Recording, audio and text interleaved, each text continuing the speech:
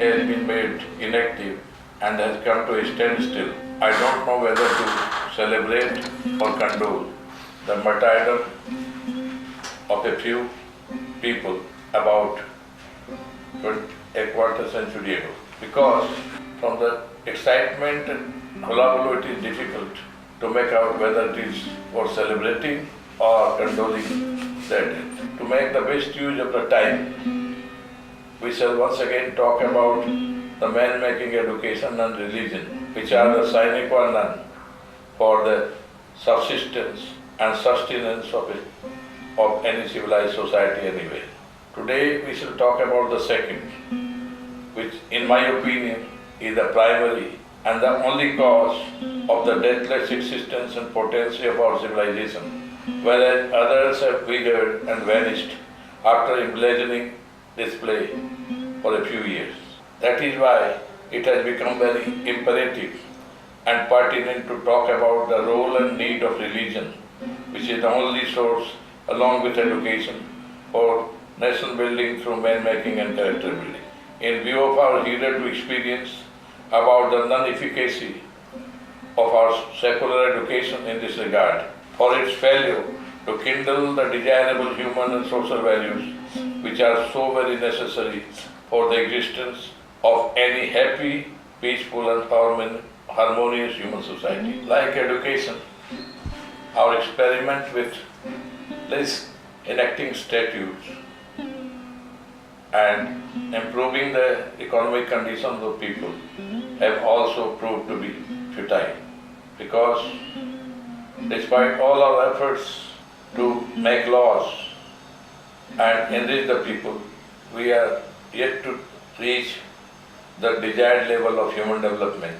In the development of a society which is conducive for the peaceful, happy and cohesive human living.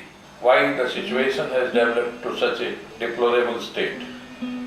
The reason is that in our blind pursuit of secularism, we have banished religion from our personal and social life, which is so very important, so very necessary for the existence of an orderly human society. Why we have banished religion from our life?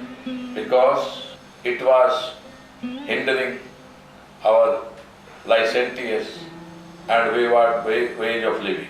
It is very surprising that though our forefathers, our sages and saints, they have clearly enunciated or clearly illustrated the four goals of human life. That is Kam, Earth, Dharma, Moksha. But since Dharma was all the time standing in the way of our selfish and well-behaved attitude, we have discarded it from our life. So much so that everybody is trying to jump to the bandwagon of secularism, which in my opinion is nothing but a humbug to hoodwink self and others, without knowing the background why this concept of secularism was developed. It was developed because of the oppressive attitude of the church in Europe in the Middle times, as a sign of revolt against their barbaric hegemony over the life of the people.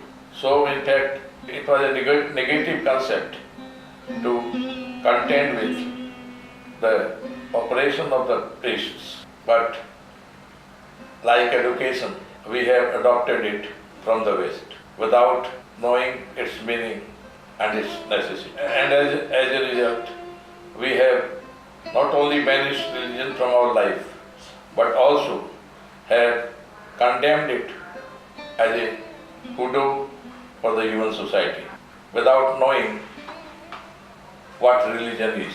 Is it not unfortunate that in our blind pursuit of secularism, we have thrown such a pious and holy thing as religion out of our life, like the baby with the bath water? In my opinion, religion is the highest human value.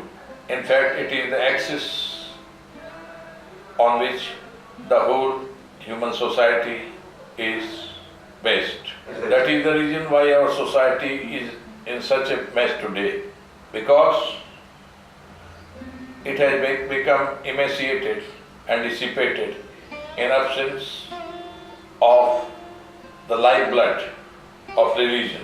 In my considered opinion, religion is the pivot of any civilization. It is as good as the life jacket, lifeboat, life force, lifeguard, or life insurance for any civilized society. It seems that there is a blind race to be reckoned as more secular than others in this society. However, secularism is not an Indian concept, because we had already a better concept than secularism in the form of universal religion in our country. That is all for today, but we shall continue to discuss about the subject in our next episode. Thank you.